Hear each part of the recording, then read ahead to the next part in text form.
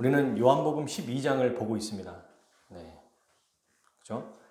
이 요한복음 12장에는 이제 어떤 내용이 있냐면 하나님 나라의 역사가 진행되는 것, 그리고 그 역사 속에서 그 역사에 참여하는 사람과 참여하지 않는 사람, 이렇게 같이 있는 거예요. 이 역사에 참여하는 사람은 어떤 사람이었습니까? 마리아였습니다. 그죠? 마리아였고, 그리고 참여하지 않는 사람은 마리아 아닌 다른 사람들이었어요. 마리아는 어떻게 역사에 참여했나요? 자기의 모든 것을 다 내어놓고 그렇게 참여하게 되었습니다. 그러니까 전 재산을 다 깨서 주님 앞에 드렸던 거죠. 전 재산을 다 깨서 드렸던 것을 예수님이 어떻게 말씀하셨어요? 이것이 바로 씨가 떨어져서 썩으면 하늘의 열매가 많이 맺는다라고 말씀하신 것처럼 자기의 모든 것을 내어놓는 것은 결국 주를 위해, 다른 사람을 위해 썩어지는 것이다, 이렇게 말씀하셨습니다. 그리고 이 기간은 한정돼 있다. 이렇게 살아갈 수 있는 것, 썩어지면서 주를 위해 살 수 있는 시간은 무기한으로 정해져 있지 않다. 기한이 정해져 있기 때문에 그 기간 동안, 언제 동안? 빛이 비춰지는 동안에 걸어라, 이렇게 말씀하셨어요. 자, 이처럼 여러분, 하나님의 역사가 진행됐을 때 그리스도와 같이 썩어지는 영광으로 살아가는 삶, 또 빛이 비춰졌을 때 걸어가는 삶은 어떻게 가능하냐면 오늘 말씀에 나와요. 어떻게 하면 그렇게 살아갈 수 있는가? 이 모든 것을 가능하게 하시는 그 주님의 은혜가 무엇인가를 오늘 이야기할 겁니다. 어떻게 빛을 비출 때 걸어갈 수 있고 어떻게 썩어지는 영광의 삶을 살아갈 수 있을까? 여러분, 오늘 본문 보면 뚜렷하게 나옵니다. 오늘 37절에 뭐라고 돼 있어요? 그들은 믿지 아니하였다. 네, 이게 일반적인 모습이고 표현인 거예요. 성경에서 말하는 것. 예수님은 그렇게 많은 말씀을 하시고 본을 보이시고 실제로 우리를 위해 십자가에 못 박히실 것을 이들에게도 보여줬고 우리에겐 보여줬잖아요. 그리고 그 앞에 전제가 있습니다. 37절에 이렇게 뭐를? 많은 뭡니까? 표적을 그들 앞에 행하셨어요. 안 하신 게 아니에요. 말씀만 하신 것도 아니고 한두 개 잠깐 보여주고 마술 보여주듯이 그냥 약간 애태우듯이 애간장 높게 잠깐 보여주다 마는 게 아니라 많은 표적을 보여주셨어요. 진짜 많은 걸 보여주셨다는 겁니다. 요한복음 21장에 보면, 20장의 마지막 보면 예수님이 행하신 모든 기록을 다 기록할 수 없을 만큼 많이 했다. 근데 그 중에 7개만 작성해서 써놓은 거다. 이렇게 나온 게 이제 요한복음이거든요. 우리가 보지 못하는 것, 그러니까 나사로 살린 것만 생각하면 안 됩니다. 진짜 많은 이적을 행하신 거예요. 그런데 사람들의 반응은 어때요? 믿지 아니하였다는 게 결론이에요. 썩어지는 영광의 삶을 살 수 있다? 없다는 거예요. 빛이 아무리 비춰져도 걸을 수 없습니다. 믿고 순종하는 게 불가능하다는 거예요. 그게 오늘 결론입니다. 그죠? 여기 나와 있는. 그렇게 해도 그들은 믿지 아니하니라. 이 모든 걸 가능하게 하신 이유가, 그 주님의 은혜가 무엇인지를 오늘 좀 배우려고 해요. 자, 37절. 믿지 아니하였다. 여러분, 이 기적, 이것만 보면은 확실하게 우리가 알 수 있는 게 뭡니까? 눈에 보이는 기적이나 놀라운 체험이 믿음을 만들어주는 게 아니라는 겁니다. 한국 기독교가 발전한 시기가 있었어요. 60년대, 70년대, 80년대 폭발적으로 부흥했습니다. 그때 어떤 일이 일어났냐면 교회에서 정말 귀신 들린 사람이 귀신이 쫓겨나가고 병든 사람들이 진짜 많이 병을 고쳤어요. 그래서 많은 사람들이 그걸 보고 교회에 몰려왔습니다. 겉으로 보면 분명히 부흥이에요. 근데 그거를 시간이 지나고 나서 부흥이라고 말하지 않죠. 그걸 보고 물론 교회가 커지고 성도들이 많아졌지만 그걸 보고 한국교회가 정말 믿음으로 잘 성장했다라고 판단하는 사람이 별로 없습니다. 거품이 많다는 거예요. 참된 신자가 그 교회 안에서 많은 사람이 차지한다고 볼 수 없다는 겁니다. 왜 그럴까요? 기적이나 체험은 오늘 본문에서 말하는 것처럼 이걸로 믿음이 생기는 게 아니기 때문입니다. 오히려 여러분, 많은 오해와 잘못된 믿음에 대한 생각을 갖게 만들어요.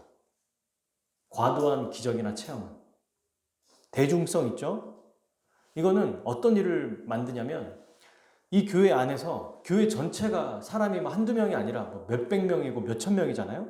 그러면 그 교회 안에 응집력이라는 게 있어요. 대중성이라는 게 있거든요. 그걸 이끌어가면 그 하나의 운동처럼 벌어져요. 그 교회 안에서. 그러면 그게 마치 나만의 생각이 아니라 원래 이런 거구나 라는 인식을 자리 잡게 됩니다. 그래서 교회에서 막 각종 병을 치료하고 또 귀신 쫓아내는 걸 주로 하는 교회 가면 말씀을 배우는 것보다 어떻게 하면 귀신을 쫓아내고 병을 고치게 할까? 이쪽에만 계속 이제 혈안이 되겠죠. 그러다 보면 성경에 대한 말씀을 배우기보다는 자꾸 어떤 신비한 쪽으로 관심을 갖게 되고 그런 은사들을 사모하게 되고 체험하고 싶어 하게 되겠죠. 이렇게 10년, 20년, 30년이 된다고 생각해 보십시오.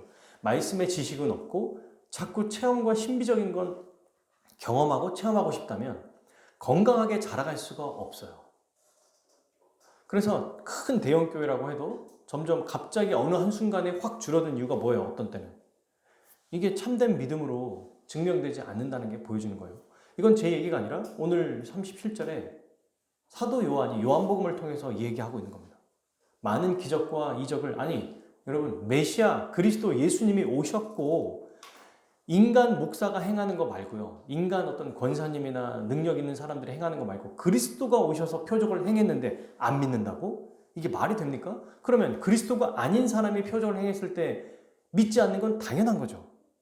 근데 믿는다고 그렇게 몰리는 거는 분명히 양쪽에 다 그 은혜, 저는 의미가 있다고 생각해요. 하나님의 교회에 부어주신 은혜가 있지만 반면에 그 안에서 이것이 다 옳거나 좋은 거라고 보기는 어렵다는 거죠. 그러면 왜 사람들이 표적을 보고도 믿지 않을까? 또는 오늘날 표적을 보고 믿는다고 말하지만 이 사람들이 참된 믿음이 아닌 이유가 뭘까? 믿는다고 교회에 오거든요. 그리고 이 당시에는 더 사실 적나라하잖아요. 안 믿어요. 아예 대놓고 안 믿어요. 원인이 뭘까요? 열심히 안 했으니까? 열심히 믿지 않으려고 했기 때문에? 그래서 이 말씀을 모르면은 믿음의 근거를 자기에게 찾습니다. 내가 그래도 교회 열심히 다녔잖아. 우리 부모가 그래도 교회 다니셨거든. 내가 열심히 했잖아. 전도할 때 내가 그래도 교회 갔잖아. 다 원인을 자기에게 찾는데 그렇지 않아요. 우리가 믿게 된 것이 어떤 원인인지를 일단 설명하겠지만 도대체 이들이 믿지 않는 이유가 무엇인지 좀 살펴보려고 합니다. 38절 그리고 39절 40절까지 같이 읽겠습니다. 38절부터 40절 시작. 이는 선지자 이사야의 말씀을 이루려 하심이라. 이르되 주여 우리에게서 들은 바를 누가 믿었으며 주의 팔이 누구에게 나타났나이까. 40절까지죠. 그들이 능히 믿지 못한 것은 이 때문이니 곧 이사야가 다시 일렀으되 그들의 눈을 멀게 하시고 그들의 마음을 완고하게 하셨으니 이는 그들로 하여금 눈으로 보고 마음으로 깨닫고 돌이켜 내게 고침을 받지 못하게 하려 하니라. 하였음이더라. 아멘. 두 가지를 얘기해요. 성경은. 지금 사도 요한이 얘기하고 있는 38절이 이사야 말씀을 이루려 하심이라. 무슨 뜻입니까? 구약 성경의 성취라는 거예요, 이게. 구약의 성취라는 겁니다. 믿지 않는 사람들이 많아지는 것, 안 믿는 건 구약의 성취라는 거예요. 자, 이 구약의 성취가 38절에 이사야 말씀이 나와 있는데 방금 우리가 읽은 거 있잖아요. 이게 이사야 53장 1절 말씀이거든요. 이거를 좀 더 쉽게 번역된 걸로 제가 한번 읽어드릴게요. 우리가 들은 소식을 아무나 믿겠느냐? 여호와의 권능과 승리가 그토록 비천하고 멸시받는 사람에게서 나타나는 것을 도대체 믿을 사람이 어디에 있겠느냐? 그러니까 왜 못 믿느냐고 얘기하냐면 여호와의 권능과 승리가 영광스러운 사람에게 나타나는 게 아니고 그 승리가 그토록 비천하고 멸시받는 사람에게 나타난다면 누가 그걸 믿겠느냐? 너무 아이러니하고 모순적이라는 거예요. 그러니까 못 믿을 거다. 못 믿는 것이 뭐라고 말해요? 당연하다고 말하고 있습니다. 왜 이들이 못 믿느냐고요? 당연하다는 거예요. 그러니까 왜 안 믿지? 어떻게 안 믿을 수가 있어? 대체 얘네들은 왜 안 믿는 거예요? 예수님이 이렇게까지 기적을 많이 행하셨는데 너무 이상하다. 이렇게 지금 말하고 있는 게 아니에요. 이사야는. 성경은 뭐라고 말해요? 안 믿는 게 당연한 거다. 너무 당연한 거야. 어떻게 믿을 수 있겠어? 불가능하지. 이렇게 얘기하고 있어요. 그러면서 또 하나를 설명하죠. 사도 요한은 이사야 말씀을 통해서 그들이 믿지 못하는 이유를 이사야 말씀을 통해 뭐라고 말합니까? 39절 38절에 보면 40절에 보면 그들의 눈을 멀게 하시고 누가요? 하나님이. 그들의 마음을 완고하게 하셨으면 누가요? 하나님이. 그들로 하여금 눈을 보고 마음으로 깨닫고 돌이켜 고침을 받지 못하게 하려 함이라.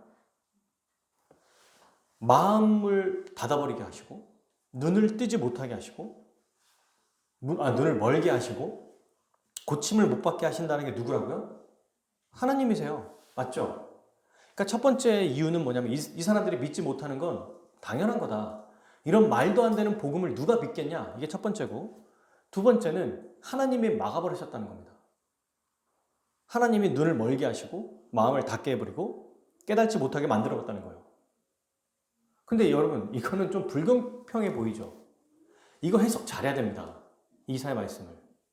이렇게 해석해버리면 만약에 이걸 고지고대로 믿어버리면 하나님을 믿음을 갖지 못하게 하는 나쁜 분처럼 보여요.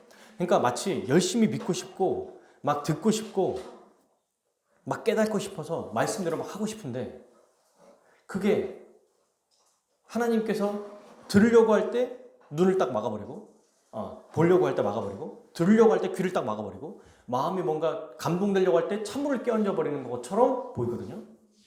그죠? 여기서 못 믿게 하신다는 얘기가 뭘까요? 정말 그럴까요? 진짜 하나님이 듣고 싶어 하는데 이 사람들에게 못 듣게 딱 막아버리는 겁니까? 여기서 이 말의 의미가 무엇인지 우리는 로마서 말씀을 통해서 알 수 있습니다. 자, 로마서 찾아봅시다. 1장 24절과 28절이에요. 아마 로마서 말씀 우리가 잘 알기 때문에 대충 딱 감이 오시겠죠? 하나님이 눈을 멀게 해버리셨다.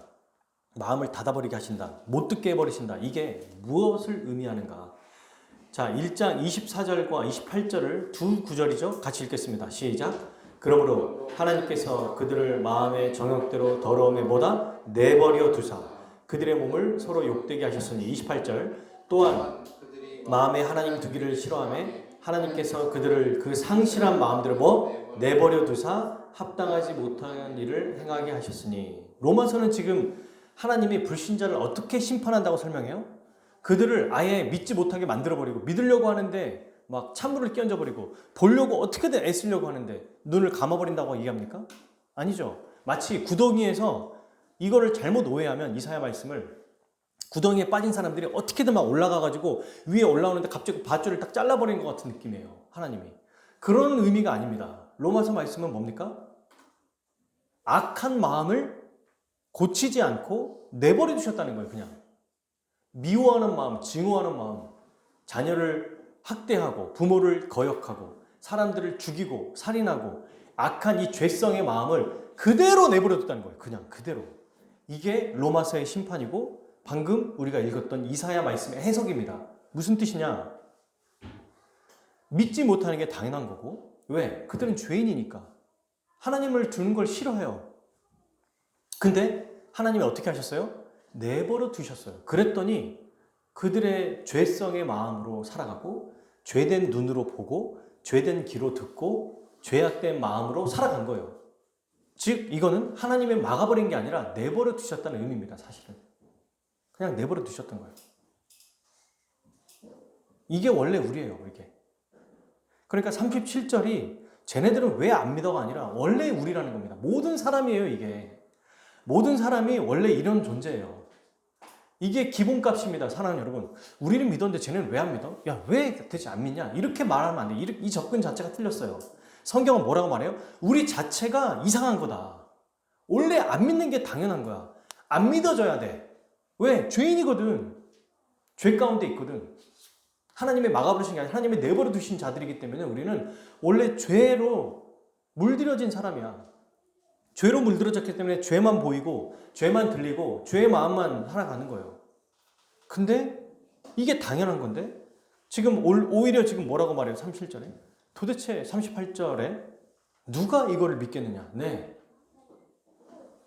우리가 믿고 있죠. 그러니까 예수님을 믿지 못하는 것은 이상한 일이 아니라 당연한 말씀이라는 것을 구약 성경을 통해 사도 요한은 증명하고 있습니다. 38절부터 40절까지가 구약에 있는 구약의 이사야 선지자를 통해서 믿지 못하는 것은 원래 당연한 거다. 죄인이거든. 우리는 믿을 수 없다. 그러니까 여러분, 방금 제가 그 쉬운 번역을 읽어드렸잖아요. 도대체 믿을 사람이 어디 있겠는가? 우리가 들은 소식을 아무나 믿겠느냐? 못 믿을 거다. 믿지 못하는 게 당연하다. 이렇게 말했는데 이것은 반대로 이렇게 질문해야 돼요. 그러면 우리는 어떻게 믿을 수 있었지? 37절의 말씀을 보고 왜 저들은 안 믿어가 아니라 반대로 생각해야 돼요. 우리는 어떻게 믿을 수 있었을까? 원래 안 믿는 게 당연한 건데. 이 질문을 해야 된다는 것입니다. 그러니까 구원을 얻는 믿음은 당연한 게 아니라 이상한 거예요. 내가 어떻게 구원을 받을 수 있었을까? 이게 놀라운 거예요. 이게 은혜인 거죠. 아멘. 정말 이걸 보면서 저도 사실은 말씀을 보면서 이렇게까지 보이셨는데 안 믿어? 진짜 이 사람들 너무한다 라고 생각했다가 성경이 표현하는 이 말씀을 보고 안 믿는 게 당연한 얘기가 이구나. 디폴트 값이라고 하잖아요. 기본 값이라고 하는 거. 안 믿는 게 당연한 거예요. 하나님이 내버려 두셨으니까. 근데 우리는 하나님이 어떻게 했다? 내버려 두시지 않았다는 거예요. 우리의 눈을 만져주셨어요. 우리의 귀를 열어주셨어요. 우리의 마음을 열어주셨어요. 어떻게? 전적으로 우리를 살려주셨으니까 가능한 겁니다. 그게 은혜죠. 우리 힘으로 믿을 수가 없어요. 그러니까 믿음은 에베소서 말씀에 하나님의 선물입니다. 믿을 수가 없어요. 아무리 수많은 기적을 봐도 인간은 죄인이기 때문에 자기의 유익대로 그것을 받아들여요. 신비하게 생각하지 전적으로 그리스도를 믿을 수가 없어요. 이상하다, 신기하다, 놀랍다 이렇게 반응하고 끝나는 거예요. 원래 인간은. 근데 우리도 원래 그래야 되는데 이 놀라운 은혜, 이 은혜를 받고 있는 거죠. 그래서 저는 이 말씀을 보고 오히려 우리에게 주신 은혜에 대해서 감사하고 찬양해야 된다. 이게 우리의 올바른 적용이 아닐까 생각해봐요. 자, 그러면 이렇게 안 믿는 사람들이 있었죠. 그런데 반면에 이제 42절 보니까 그러나 라고 나오죠. 가르. 이 헬라어에는 이제 반대 어떤 상황이 나올 때 이 표현을 쓰거든요. 관리 중에도 그를 믿는 자가 많되. 그죠? 요한복음 12장 42절에 보니 관리 중에 그를 믿는 자가 많대. 이 관리가 누굴까요? 유대인 지도자들이에요. 이 지도자들 중에서도 예수님을 믿는 사람들이 많아졌어요. 여러분 이게 진짜 놀라운 일이 아닙니까? 이렇게 어떻게 예수님을 믿어요, 이 사람들이. 이 믿는 게 불가능하지, 사실은. 정말 놀라운 일이죠. 그러니까 이들도 어떤 일이 벌어진 거예요? 하나님이 그들의 눈을 뜨게 해주시고 귀를 열게 해주신 거라고 볼 수 있어요, 우리가 보면은. 근데 문제가 뭐냐면 만퇴하고 끝나는 게 아니고 그 다음에 부정적인 표현이 나와요. 바리새인들 때문에 드러나게 말하지 못하니 이는 출교를 당할까 두려워함이라. 그들은 사람의 영광을 하나님의 영광보다 더 사랑했더라. 예수님을 믿는 사람들이 한 명이 아니라 뭐라고 말해요? 많대요, 많대. 많다고 말하고 있어요, 지금 예수님 믿는 사람들이. 그 중에 그것도 관리인 중에서도. 대단하죠? 근데 지금 뭔가 분위기가 안 좋죠. 분명히 믿는 사람들은 많아요. 근데 이들이 어떤 일을 하고 있어요, 지금? 드러내지를 못하고 있어요. 그죠? 드러나게 말하지 못하니. 이거는 공개적인 석상에서 내가 예수님을 믿습니다라고 말하지 못한다는 얘기예요. 당시에 공개적인 건 어떤 걸 얘기하냐면 그냥 우리가 마치 회사 다니면서 혹은 학교 다니면서 저 예수님 믿습니다 이렇게 말하는 거랑은 차원이 다릅니다. 이 당시에는 모욕, 멸시, 고난, 핍박, 때로는 죽임까지 당할 수 있었던 거예요. 지금으로 말하면 이슬람 국가에서 저 예수님 믿습니다라고 공개적으로 시인하는 거와 똑같은 거예요. 그러니까 그걸 못하는 겁니다. 왜 못하죠? 세 가지 이유가 나와요. 다 연결돼 있어요. 첫 번째, 누가 두려워서? 바리새인이 두려워서. 그 말은 누구를 두려워하고 있어요? 사람을 두려워하고 있어요. 하나님보다 사람을. 근데 그 사람을 두려워하는 이유가 뭔가 그 사람이 나를 죽일까 봐가 아니야. 이 사람을 두려워하는 원인이 뭐라고 나옵니까? 출교 당할까 봐요. 출교라는 건 내가 묻고 있었고 내가 함께 공동체에 생활했던 이 모든 것들 안에서 배제되는 겁니다. 왕따 되는 거죠. 혼자 떨어져 나가는 거예요. 이스라엘 백성 안에 그 무리에서 완전히 진영 밖으로 나가서 이방인들과 똑같이 살아가게 되는 거예요. 즉 자기가 가지고 있는 모든 기득권, 지위, 유익 이런 것들이 어떻게 됩니까? 다 빼앗기게 되는 겁니다. 그래서 뭐라고 말합니까? 사람을 두려워하는 게 결국에는 그들의 유익을 빼앗길까 봐라고 말하면서 요한은 여기에 하나를 더 붙여요. 결국 그건 무엇을 더 사랑하는 거다? 사람의 영광을 더 사랑하는 거다. 사람을 두려워하는 것은 결국 그 사람이 날 해칠까 봐가 아니라 내가 가지고 있는 걸 빼앗길까 봐라는 거예요. 근데 이것은 뭐라고 설명합니까? 사랑을 더 사랑하는 거예요. 타번역을 보면 이 영광은 뭐라고 표현하냐면 사람의 칭찬이라고도 나오고요. 또는 하나님이 주시는 영광보다 사람이 주는 영광을 더 기뻐하더라. 이렇게 표현되거든요. 이 말 자체는 조금 애매하잖아요. 사람의 영광을 더 사랑하더라. 사람의 영광이 대체 뭔데? 이렇게 생각할 수 있는데 사람이 주는 영광이라고 번역하고 있어요. 우리 다른 성경을 보면. 사람이 주는 명예, 사람이 주는 돈, 사람이 주는 인정 이런 것들을 하나님이 주시는 인정, 하나님이 주시는 은혜보다 더 사랑했다는 거죠. 자, 그런데 신기한 거는 그래서 이제 처음엔 이렇게 생각할 수 있잖아요. 아예 안 믿는 사람들이 있고 믿는 사람들이 있는데 그 중에 사람의 영광을 더 사랑해서 믿긴 하지만 드러내지 못한다. 이렇게 나오잖아요. 지금 두 개가. 분명히 믿음이 아예 없는 것보다는 드러내지 못해도 믿음이 있는 게 낫다고 생각할 수 있죠. 그죠? 근데 성경은 지금 두 개를 연결시키고 있어요.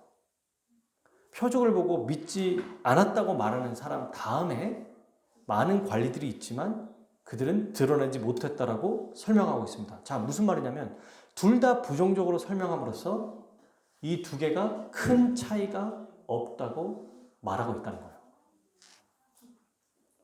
믿지 않는 사람이나 믿는다고 말하지만 드러내지 못하고 사람의 영광을 사랑하는 사람이나 큰 차이가 없다고 연결해서 설명하고 있다는 겁니다. 이게 저는 진짜 놀라웠어요.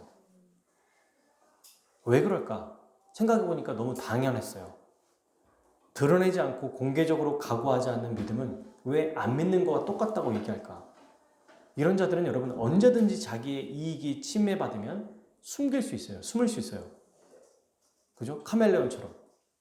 제가 우리 승원이 동요 트는 걸 TV에서 잠깐 같이 봤는데 박쥐의 삶에 이렇게 동화로도 나오는 게 있었어요. 이 박쥐라는 이 동물이 있는데 어느 날 새들의 나라와 또 짐승의 나라들이 싸우는 거예요. 치고받고 싸우는 거예요. 그래서 얘는 이기는 쪽에다 붙어야겠다. 그렇게 해서 동물의 사자와 막 호랑이 이런 애들이 막 그 새들과 싸우다가 이기고 있으니까 박쥐가 나타나서 이렇게 말하죠. 사자님, 저는 이렇게 다리가 있고 걸어 다닐 수 있습니다.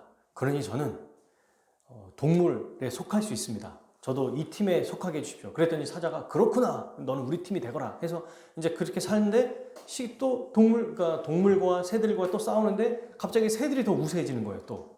그래서 얘가 몰래 빠져나와가지고 날아가가지고 새왕 독수리에게 찾아가서 독수리님, 저는 이렇게 날아갈 수 있는 새입니다. 그랬더니 독수리가 그래 좋다. 너도 우리 편이 되거라. 이렇게 한 거예요.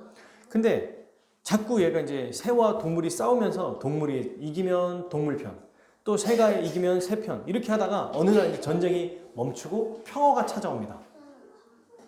평화가 찾아와서 이제 둘이 화해를 하고 우리가 그래도 함께 살아갑시다 하고 이제 딱 얘기하는데 그때 유일하게 이곳에 끼지 못하는 동물이 있었는데 박쥐였어요.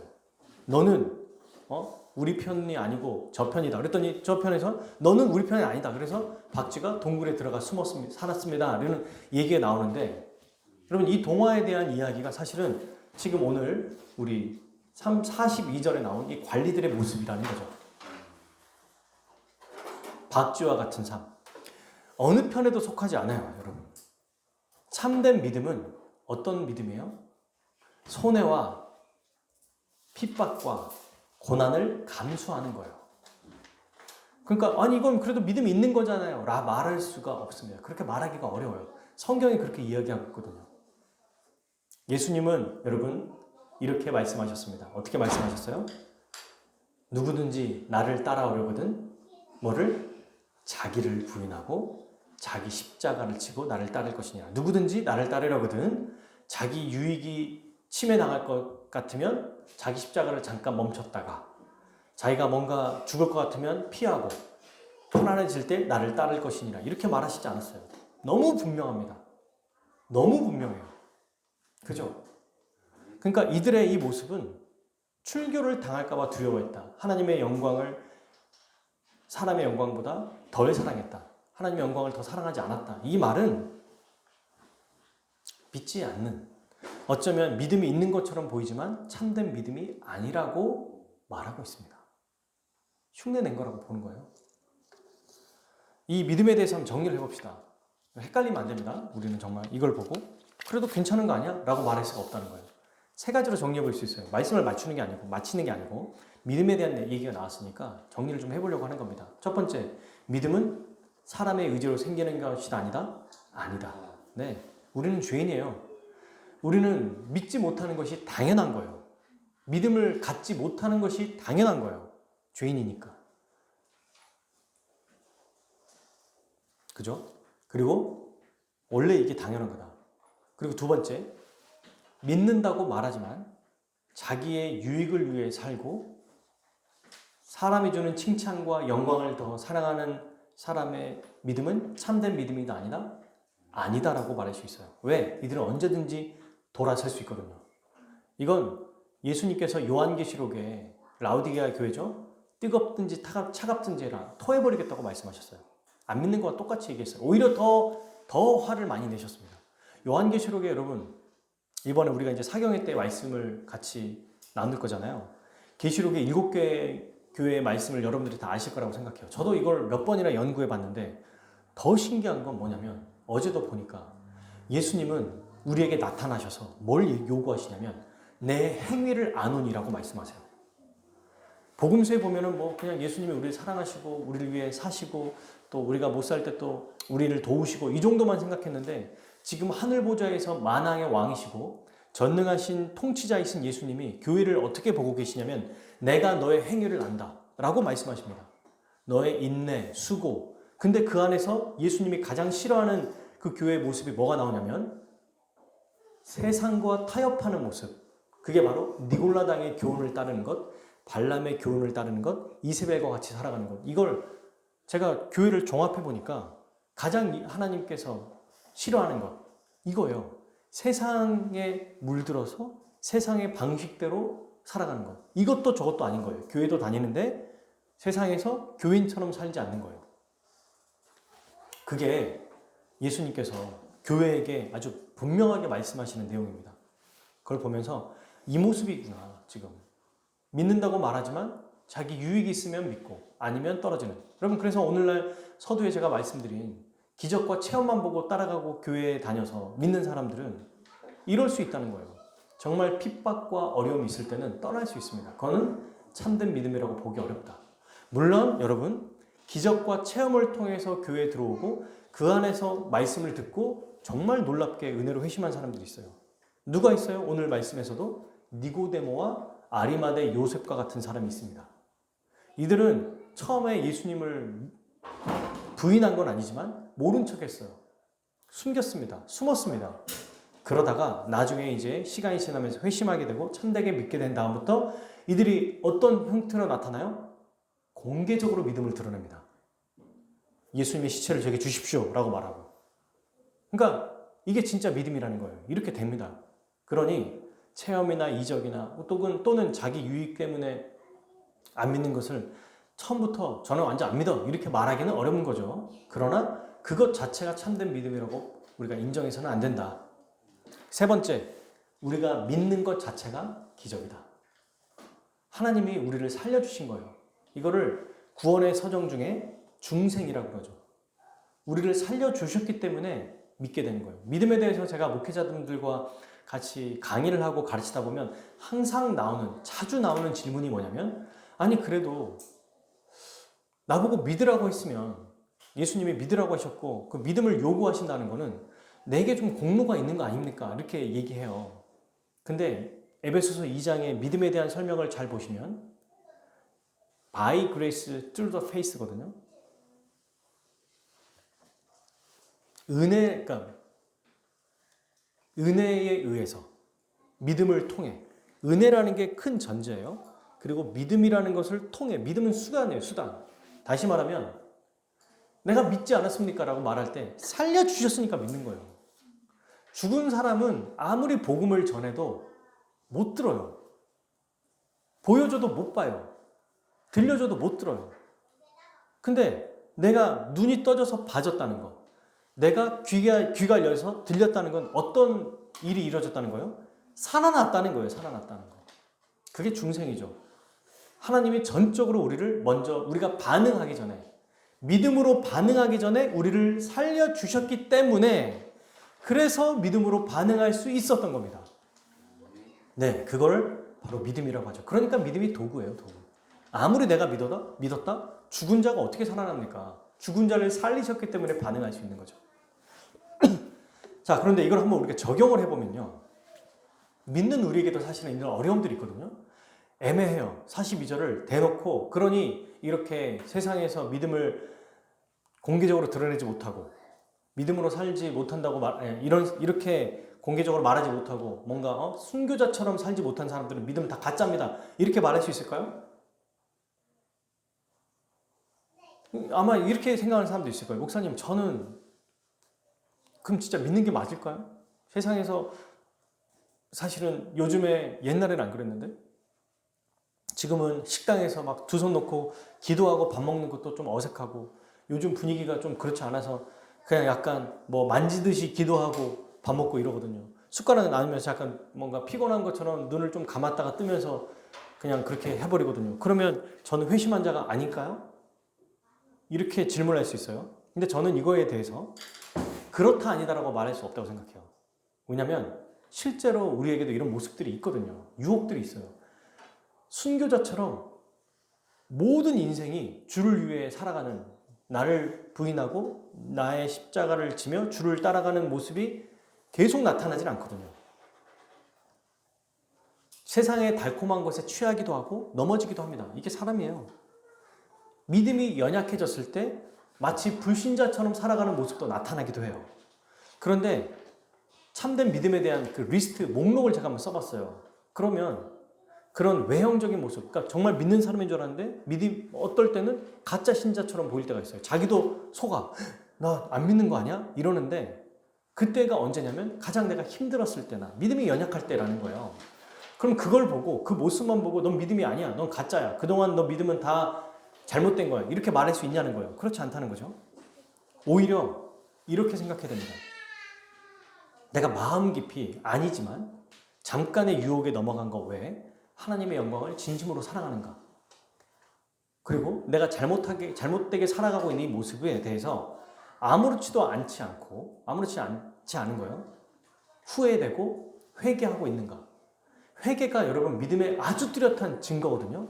그러니까 그런 삶이 있어도 실패하고 넘어지는 거 말고 그것에 대해서 후회하고 반성하고 회개하고 있으면 된다는 거죠. 그리고 넘어갈 때는 그걸 잘 몰라요, 여러분. 유혹을 당할 때는 잘 모르거든요. 그럼 완전 이렇게 뭔가 이렇게 압도적으로 거기에 가니까. 그런데 그러다가 다시 말씀을 듣고 돌이키는가? 다시 또 주의 말씀대로 살고 싶은 마음이 생기는가? 그러면 이거는 우리가 믿음이 있다고 말할 수 있는 거예요. 연약한 거죠, 아직. 다만 그런 회개하는 마음과 또 양심과 이걸 잘 구분해야 돼요. 사람이 악하게 살면 양심이 찔리거든요. 그거랑 진짜 회개하고 주의 뜻대로 살고 싶은 거랑은 달라요. 이건 우리가 잘 알 거라고 생각합니다. 양심이 찔린 사람들은 이건 나쁜 건데 이거는 도덕적으로 사람이 이러면 안 되지. 이런 거랑 하나님 앞에 내가 죄인이라는 걸 고백하는 거는 완전 다른 차원입니다. 안 믿는 사람들 중에서도 도덕적이고 도덕심이 강한 사람은 양심이 굉장히 무뎌져 있지 않고 밝죠. 깨끗하고 그들은 더 민감해요. 그러니까 마치 믿는 사람처럼 행동하는 것처럼 보여요. 그러나 그 대상이 자기를 위한 거지 하나님을 위한 게 아닌 거죠. 그래서 여러분 우리는 사도 바울의 말씀을 또 잘 기억할 필요가 있어요. 믿음이 단단한 신자. 어떻습니까? 이 세상을 뭘로 비교해요? 똥으로 비교하죠. 배설물, 쓰레기. 다 똥이라고 말하는 게 아니라 다 똥이야 이렇게 말하는 게 아니고 하나님과 비교했을 때, 그리스도의 복음과 비교했을 때 내가 가진 모든 것은 다 똥이다. 똥을 위해 살 수는 없잖아요. 근데 이 사람들은 똥을 위해 사는 거예요. 왜? 이 땅에서 똥을 더 많이 먹으려고, 똥을 더 많이 누리려고, 똥 안에서 헤엄치려고. 그러나 참된 신자들은, 하나님이 우리를 살리셔서 믿음을 가진 사람들은 이 세상이 전부가 아니라는 걸 알기 때문에 가끔 똥에서 헤엄치기도 하지만 샤워를 해요. 말씀으로. 매일매일. 깨끗하게 합니다. 그죠? 근데 매일매일 샤워하는 사람도 있어요. 어떻게? 말씀을 날마다 봤을 때. 분명히 대조가 되는 거예요. 그래서 이 말씀을 통해서 우리는 무엇을 좀 알 수 있느냐? 믿음을 점검해야 되는 거예요. 적당하게 신앙생활을 하고 있는 우리의 모습이 혹시라도 있다면 나는 안 믿는 거 아니야? 이렇게 접근할 건 아니에요. 그러나 나도 너무 사람의 영광을 내가 취하고 있는 건 아닌가? 하나님의 영광보다 사람의 영광을 더 사랑하는 거 아니야? 출교당할까 봐. 내가 이거 어떤 유익이나 나의 또 주의 뜻대로 살아가다 보면은 세상의 어떤 좋은 점들에 대해서 배제될까 봐 두려워하고 있다면 다시 봐야죠. 내 모습을. 이러면 안 되지. 내가 다시 정신을 차려야 되지. 경각심을 가져야지. 그래서 믿음의 사람의 말씀대로 순종하며 살아가는 것, 믿음의 사람의 그 모습 중에 말씀대로 순종하며 사는 것을 얘기하잖아요. 그러면서 또 하나 우리가 늘 경각심을 가져야 된다고 말하면서 사도 바울은 우리에게 뭐라고 말하냐면 깨어 정신을 차리라고 말합니다. 데살로니가전서 5장 6절, 또 예수님도 얘기하시죠.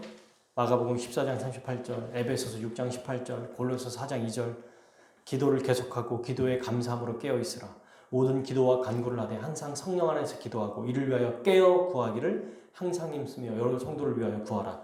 시험에 들지 않게 깨어 기도하라. 마음에는 원이로되 육신이 약하도다. 예수님 말씀하신 거죠. 그리고 데살로니가전서 5장 6절, 그러므로 우리는 다른 일과 같이 자지 말고 오직 깨어 정신을 차릴지라.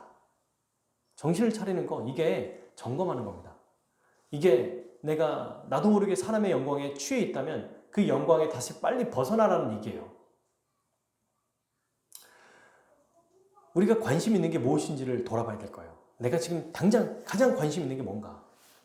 자녀에 대해서, 자녀들은 또 어떤 공부나 학업 중에서 관심이 있는데 그 관심에 과도해지면 사람의 영광을 더 사랑하게 된다는 것, 이걸 잊지 않았으면 좋겠어요. 자, 그러면 이럴 때 이제 여러 가지 얘기를 했어요. 여러분, 믿음이 없는 것이 당연하다. 그리고 믿음이 있는 것처럼 보이지만 정말 어려울 때, 중요할 때 숨어버리고 유익을 위해 살아가는 사람의 믿음은 참된 믿음이 아니다. 이렇게 지금 성경이 얘기하고 있지 않습니까? 그러면 이런 사람들, 믿음이 없거나 또 믿음이 있는 것처럼 보이지만 믿음이 연약한 사람들, 또는 우리가 때로 세상에 살아가면서 너무 힘들고 어려운 일에 봉착해서, 또는 세상에 아주 달콤한 유익에 빠져들었을 때 그때 믿음이 약해지면 어떻게 해야 되죠? 그때? 어떻게 해야 됩니까? 이런 사람들은 어쩔 수 없습니다. 당신은 그냥 이렇게 살아다 죽는 거예요. 이렇게 말할 수 없잖아요. 우리가 매일 믿음을 발휘하며 믿음으로 살 수 있는 방법을 예수님이 말씀하셨어요. 그게 이제 마지막 44절에서 50절까지의 말씀인데요. 여기에 핵심 말씀이 있어요. 여러분, 이 말씀은요, 방금 44절에 있는 것처럼 예수께서 외쳐 이르시다는 말이 거의 없습니다. 성경에. 여러분, 이거는 진짜 간절한 거예요. 안타까운 거예요. 안 믿으니까 어떻게든 설득하려고 하는 주님의 모습이 보이는 겁니다. 그래서 뭐라고 말해요? 44절. 나를 믿는 자를 나를 믿는 게 아니다. 알려주시잖아요. 나를 보지 말고 하나님을 봐라. 나를 믿는 건 하나님을 믿는 거야. 그리고 또 47절, 6절에도 나는 빛이다. 너희를 어둠에 거하지 않게 하려고 내가 온 거다. 47절 보세요. 내 말을 듣고 지키지 아니해도 내 심판 안 한다. 심판하기 위해 온 게 아니다. 나는 세상을 구원하기 위해 오셨다. 왔다. 이게 요한복음 3장 16절에 나오죠. 하나님이 세상을 이처럼 사랑하사 독생자를 주셨으니 이는 저를 믿는 자마다 멸망치 않고 영생을 얻게 하려 하심이라. 네, 예수님이 오신 목적은 심판이 아니라는 거예요. 구원을 위해 오셨다는 겁니다. 믿으라고 오신 거예요. 나를 제발 믿고 복을 얻자. 복음으로 살아가자. 근데 그러면 심판 안 합니까? 아니죠. 48절. 안 믿는 자는 심판한다. 근데 그 마지막 날에 누가 하냐면 하나님이 하시는데 하나님이 어떻게 하십니까? 그리스도를 마지막 재림 때 보내셔서 심판하시는 거예요. 그러니까 예수님이 오셨을 때 아직 재림 전까지는 심판하기 위한 시간이 아니고 구원의 때라는 거예요. 신혼의 때, 지금 믿어야 될 때다라고 말하고 있습니다. 그리고 49절, 50절. 내 자의로 말하는 게 아니라 이거 내가 말하는 게 아니야. 내 아버지가 말하시는 거야. 친히 내게 명령이 주셨어. 근데 그 명령이 뭔지 알아? 50절. 영생이야. 그러니 날 믿어라. 여러분 이렇게까지 애타게 말씀하시는 예수님 말씀을 본 적이 있어요? 외치십니다. 소리쳐서 외쳤다는 거예요. 이거는 지금. 소리를 질렀다는 거예요. 나를 믿어라. 나를 믿어라. 나를 믿어라. 나를 믿는 건 날 믿는 게 아니라 나를 믿는 거지만 아버지를 믿는 거야. 내 말을 들어라. 내 말을 듣는 건 아버지의 말을 듣는 거야. 나는 세상을 구원하기 위해 했지 멸망하기 위해 온 게 아니야. 영생을 주기 위해 왔잖아. 나를 좀 믿어라. 라고 말씀하고 있어요. 그러면서 방금 제가 읽지 않았던 거 있죠? 어떻게 믿을 수 있는가? 나를 믿으라고 할 때 45절 같이 읽겠습니다. 45절 시작. 나를 보는 자는 나를 보내신 이를 보는 것이니라. 아멘. 뭐라고 말해요? 예수님을 뭐 해라? 보라고 얘기해요. 나를 보라. 우리가 히브리서 12장 2절에서도 같이 읽었던 거 기억나시죠? 믿음의 주요 또 온전하게 하시는 이인 예수를 뭐하자? 바라보자. 구약의 출애굽에서 광야에 있었던 이스라엘 백성들이 하나님께 원망하고 노뱀에 물려서 죽어갑니다. 그때 뭐라고 말씀하시죠? 그러니까 불뱀에 물려 죽죠. 가짜 노뱀을 만들어서 보라고 그래요. 보기만 하면 산다고 얘기합니다. 보기만 하면 살기 때문에 보라고 얘기하세요. 지금 예수님도 뭐라고 하십니까? 45절. 나를 보는 자는 나를 보내신 이를 보는 것이라. 나를 보라. 예수님은 자기를 보라고 말씀하세요. 여러분 실제로 믿으려면 자기를 봐야 됩니다. 믿으려면. 그리고 주님을 통해서 하나님의 영광을 봐야 돼요. 눈으로 봐야 됩니다. 우리는 눈으로 십자가 죽음과 부활을 봐야 돼요. 여러분 오늘도 마찬가지예요. 이번 한 주 동안도 이 어두운 세상 속에, 그러니까 어둡다는 것은 우리를 믿음으로 살지 못하도록 달콤하게 유혹하고 또 꿰고 인터넷 하나만 켜도 우리 아이들에게 너무 선정적이라 목사이면서 남자하고 결혼도 했고 어른인데 여전히 저에게도 유혹이 커요. 여러분 우리 아이들이 인터넷 켜서 기사 몇 개만 보면은 굉장히 선정적이고 아주 악한 것들이 너무 많이 나오고요. 그냥 기사가 너무 자극적이에요. 다. 뭐 인터넷에 그래도 안 볼 수는 없잖아요. 제가 그 놔둔 신문 중에 몇 가지 한겨레 신문 이런 것만 딱 뜨게 만들거든요. 몇 가지 신문 중에 시사하는 거. 근데 그 안에서도 꼭 그런 선정적인 게 안 나오더라도 뭐가 나오냐면 아주 자극적인 거죠. 어떤 뭐 살인이라든지 아니면 뭐 그런 게 또 일면에 뜬단 말입니다. 그게 자꾸 보여요. 그러니까 어때요? 자꾸 그걸 보니까 그쪽으로 빠져요. 그쪽으로 꿰어가요. 거기 빠지니까. 그런데 자꾸 우리가 주님을 보면 주님의 존재를 묵상하고 주님의 사역을 보고 하나님의 영광을 보면 하나님의 영광 가운데 거할 수 있다는 겁니다. 하나님의 영광을 맛봐야 돼요. 날마다 맛봐야 합니다. 날마다 먹어봐야 돼요. 그 영광의 맛을. 정말로 매일매일 먹어야 이 우리가 눈 뜨면 보이는 매체와 눈 뜨고 이야기하는 친구들, 직장 동료들, 수많은 사람들 전부 다 세상의 가치관에 물들어 있는 사람들 안에 있기 때문에 언제든지 빠질 수 있거든요. 그때마다 우리는 다시 눈을 들어 산을 보라. 눈을 들어 주님을 봐야 돼요. 주님을 날마다 봐야 됩니다. 그래야 사람의 영광보다 하나님의 영광을 더 사랑할 수 있어요. 우리는 여러분 보면 알아요. 볼 때 압니다. 봐야 알아요. 봐야. 제 딸과 한라산을 등반하는데 처음에는 제가 혜원이한테 한라산을 설명해 줬어요. 한라산은 이런 거야, 이런 거야. 몰라요. 잘 이해를 못 하죠. 이해가 잘 안 됩니다. 그래서 북한산이랑 비슷해요? 아니, 북한산이랑 좀 다르고 이렇게 언덕이 있고 그 다음에 좀 올라가고 이렇게 있어. 잘 몰라요. 그래서 사진을 보여줬습니다. 좀 더 알죠. 아, 이런 거구나. 한라산이 이런 거구나. 이렇게 좀 알게 돼요. 근데 그러다가 동영상을 보여줬어요. 좀 더 알게 되죠. 그러다가 작년에 티켓팅 제일 싸게 떴을 때 데리고 한라산을 실제로 등반했습니다. 올 초였나요? 등반했더니 어떤 일이 벌어졌냐면 확실하게 한라산이 어떤 산인지 알게 된 거예요, 얘가. 그래서 어제 저희 가족끼리 둘레길, 북한산 둘레길을 한번 갔어요. 같이 가면서 한라산 얘기를 합니다. 아빠, 이 구간은 한라산이랑 약간 비슷해요. 라고 말하는 거예요, 얘가. 그렇게 말할 수 있다는 거죠. 왜? 직접 봤으니까. 직접 그거를 체험했으니까. 사람은 봐야 압니다. 그래서 맛보게 해주세요, 우리 주님은. 날마다 맛볼 수 있게 해주세요. 그 방법이 뭔지 아세요? 날마다 하나님의 영광을 맛보게 해주시는 그 영광을 맛보는 방법이 뭔지 아십니까? 어떻게 날마다 주님을 보죠? 어떻게 하나님의 영광을 날마다 볼 수 있어요? 성경이에요, 성경. 성경을 통해서 우리는 진짜 맛볼 수 있습니다. 아멘. 성경을 통해서 주님을 보는 거예요. 성경을 통해서 예수님이 나는 빛으로 왔다. 나를 제발 믿어라. 라고 할 때 그 성경을 보고 주님을 보는 거예요. 주님은 부활이고 생명입니다. 선한 목자십니다. 생명의 떡입니다. 솟아나는 물이에요. 그걸 기억하고 세상의 가치관 속에서 홍수처럼 쏟아져 나오는 그곳에서 사람의 영광을 추구하는 이 세상에서 주님을 봐야 됩니다, 여러분.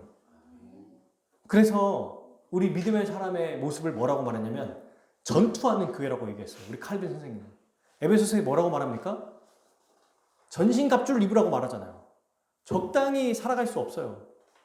요한계시록의 7교회에 예수님 말씀하시는 거 보면 죽도록 충성하라고 얘기했어요. 너희 고난과 인내 10일 동안 너희가 환난을 받을 거다. 그러나 견디고 끝까지 버티는 자, 견디는 자는 생명의 멸류관을 내게 주겠다. 죽도록 충성하라고 얘기했습니다. 죽도록 충성이 뭐예요? 가만히 내버려 있으면 안 되는 거예요. 열심히 뭘 해야 됩니다. 군인이니까. 그래서 우리를 십자가 군병이라고 얘기하지 않습니까? 군인이에요, 군인 다. 군대 갔다 온 남자들만 군인이 아니고 우리 모두가 영적인 군인이라는 겁니다. 사람의 영광을 추구하지 않고 하나님의 영광을 추구하기 위해 전신갑주를 입어야 돼요. 말씀의 갑주를. 갑옷을. 왜? 주님이 우리에게 주셨잖아요. 그래서 이 말씀을 통해서 주님을 보고 주님을 볼 때 믿음이 생기는 거예요. 로마서 말씀의 10장 17절에 믿음은 들음에서 나며 들음은 그리스도의 말씀으로 말미암느니라. 그 장면을 요한은 성경을 통해 주님을 보라고 이미지로 얘기해 주고 있어요. 그리스도의 말씀을 들어라. 네, 그분을 봐야 듣죠. 그분이 보여야 들을 거 아닙니까? 봐야 됩니다. 말씀을 통해서. 주님을 믿지 않는 자들은 어떻게 됩니까? 심판받게 될 거예요. 근데 여러분 이거는 로마서 말씀과 연결해서 보면 그 심판은 현재도 진행형이에요. 내버려 두심 안에 있기 때문에 사람의 영광을 계속 추구하고요. 마지막에는 영원한 형벌이 있을 거예요. 반면에 우리도 마찬가지입니다. 현재적인 하나님의 영광을 맛볼 때 이 땅에서 그 영광을 맛보면서 하나님께 감사하고 그 은혜를 누리며 살아가요. 그리고 영원한 생명에 들어가게 될 거예요. 현재라는 거예요. 어둠에서 살아가는 것도 현재고 빛으로 살아가는 것도 현재입니다. 이게 현재 진행형이라는 걸 기억하고 사랑하는 여러분, 날마다 성경을 통해서 주님을 봅시다. 말씀을 잊어버리면 안 돼요. 바쁘죠? 할 일도 많아요. 또 바쁜 순간 딱 잊어버리면 언제 지났는지 몇 시간이 훅 지나가 버리거든요. 근데요, 진짜 기억하고 생각하면 방금 제가 말씀드린 거 예수 그리스도의 그분의 존재만 생각해도 생명의 떡이라는 거, 선한 목자시라는 거, 빛이시라는 거, 부활과 생명이라는 거, 솟아나는 물이라는 것, 이걸 하나하나만 하루에 몇 개만 생각해봐도 얼마나 큰 위로가 되겠습니까? 그리고 그 관점으로 살아갈 때 우리는 날마다 주님을 보고 믿음으로 살아가는 우리의 삶이 될 것입니다. 이것을 교회에서 우리 함께 기도하고 함께 도우며 살아가는 우리 모든 성도들 되기를 주님의 이름으로 축복합니다. 아멘. 우리 같이 찬양하고 기도하도록 하겠습니다.